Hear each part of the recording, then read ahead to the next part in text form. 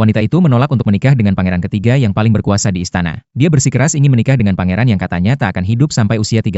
Karena dia sangat percaya diri, tak mau menikah selain dengan putra mahkota. Namun tujuan sebenarnya adalah untuk membantu menciptakan seorang raja yang bijak, agar rakyat bisa hidup sejahtera. Ternyata dia adalah satu-satunya putri dari keluarga menteri, dan keluarganya dari pihak ibu adalah keluarga terkaya di seluruh negeri. Dia memegang kekuasaan atas kekayaan tapi tidak mengejar kenyamanan. Hatinya hanya ingin rakyat punya pekerjaan dan bisa makan kenyang. Karena itu dia memutuskan untuk bertunangan dengan pangeran ketiga yang paling disayangi kaisar. Bertekad akan membantu sang pangeran naik tahta, agar kelak bisa mengabdi untuk rakyat. Namun tak disangka, menjelang hari pernikahan, pangeran ketiga malah membawa seorang wanita, yang mengaku sebagai adik tiri sang wanita ke dalam rumah. Di depan matanya mereka berdua bersikap mesra. Pangeran ketiga pun terang-terangan berkata, ingin menjadikan si adik tiri sebagai istri utama, sedangkan dirinya hanya akan jadi selir. Wanita itu memperhatikan si adik tiri dengan saksama, dan terkejut saat menyadari, wanita itu adalah pelacur yang kemarin menindas rakyat kecil di jalan, dan orang yang membelanya memiliki wajah yang mirip dengan pangeran ketiga. Dia langsung sadar, pangeran yang tampak bersinar itu ternyata hanya seorang munafik yang bersekongkol dengan bajingan. Wanita itu pun langsung berkata, bahwa dia tak punya adik tiri seperti itu, dan dia juga tak sudi jadi selir. Pangeran ketiga menganggap enteng, mengira wanita itu mencintainya terlalu dalam dan tak akan berani melawan. Tapi dia tak menyangka wanita itu justru setuju, bahkan mengantar si adik tiri ke kediaman putri raja, sekalian memutuskan pertunangan. Lalu mereka pun bersama-sama pergi ke rumah putri raja. Si adik tiri merasa dirinya lembut dan penurut, ditambah lagi ada pangeran ketiga yang mendukung dari belakang. Pasti akan disukai oleh putri raja. Tapi dia tak tahu kalau putri raja sangat mencintai kekuasaan. Dia tahu hanya wanita itulah yang mampu membantu pangeran ketiga naik tahta. Maka dia pun menyusun rencana, langsung menahan si adik tiri untuk tinggal di sana. Si adik tiri mengira dirinya disayang, padahal dia akan ditinggal untuk menerima didikan keras dari putri raja. Sementara itu wanita itu setelah keluar dari kediaman pangeran, dia langsung pergi ke tempat pangeran pertama yang sejak kecil tubuhnya lemah, dan memberinya pil ajaib yang bisa menutupi kekurangannya sejak lahir. Demi mewujudkan cita-citanya untuk menyejahterakan rakyat, dia harus memilih raja yang lain, lalu membantu pangeran pertama naik tahta. Namun begitu dia selesai merancang semuanya dan pulang ke rumah, yang dia terima justru tamparan dari sang ayah. Sang ayah setelah tahu si adik tiri dihukum, malah memarahinya karena dianggap terlalu sempit hati. Posisi selir saja tidak mau. Bahkan pangeran ketiga pun mencibirnya sebagai wanita pencemburu dan terlalu ambisius. Dua pria yang buta hati dan tak masuk akal itu tetap merasa benar, bahkan ingin memaksa wanita itu untuk mengikuti kehendak mereka. Padahal mereka semua lupa, yang pegang kendali di rumah itu adalah sang wanita. Saat hari pernikahan pangeran ketiga tiba, wanita itu duduk di samping sebagai kakak perempuan untuk menyaksikan semuanya. Namun si adik tiri yang licik tetap saja cari gara-gara, sengaja memamerkan hiasan kepala pengantin di depan wanita itu. Padahal itu adalah peninggalan ibunya, yang seharusnya menjadi kenangan untuk menemani sang wanita menikah. Tapi sang ayah malah memberikannya kepada adik tiri. Tanpa ragu wanita itu langsung naik ke atas pelaminan, merebut hiasan kepala dari adik tirinya, dan langsung mengumumkan pembatalan pertunangan dengan pangeran ketiga, serta dengan tegas menyatakan ingin bertunangan dengan pangeran pertama. Tak disangka pangeran ketiga justru tertawa, mengejek kalau pangeran pertama tidak akan hidup lama, mana mungkin bersusah payah untuk menikahinya. Saat wanita itu dibuat tak bisa berkata-kata karena marah, pangeran pertama tiba-tiba datang dengan membawa surat perintah dari kaisar.